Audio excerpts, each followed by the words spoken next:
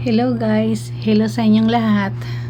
Magluluto tayo ngayon ng shrimp or butter garlic shrimp. Pero bago ang lahat, linisin muna natin. Ganito nga pala ako maglinis or ganito ko lininisan ang shrimp bago ko lulutuin.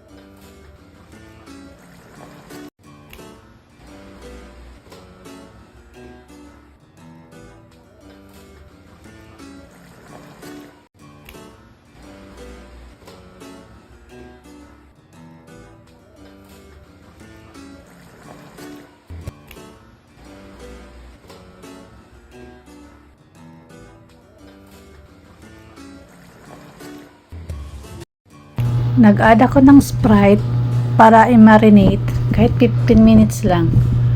At naghiwa na rin ako ng maraming bawang. Kahit gaano karami ang gusto nyo, pwede.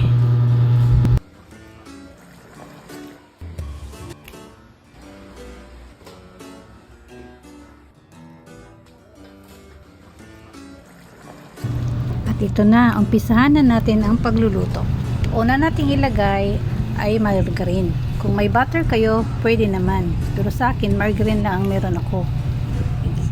Yan. Igisa na ang bawang.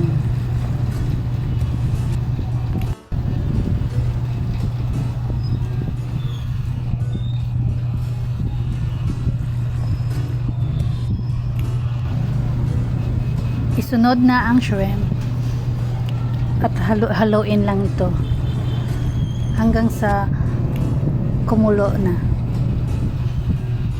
At pagka ganito na, i-add na ang tomato paste. Haluin ulit.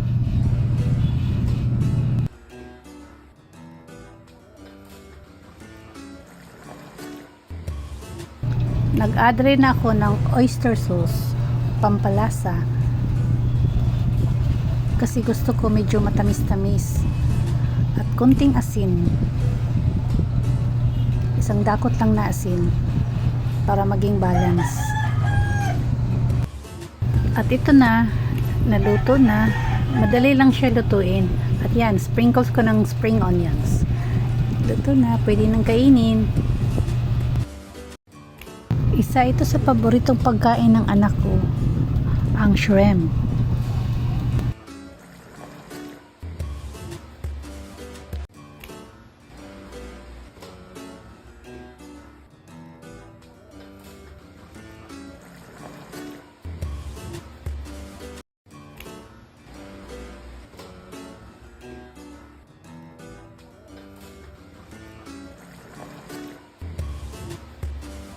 At siya, ito lang muna. At hanggang sa susunod ulit.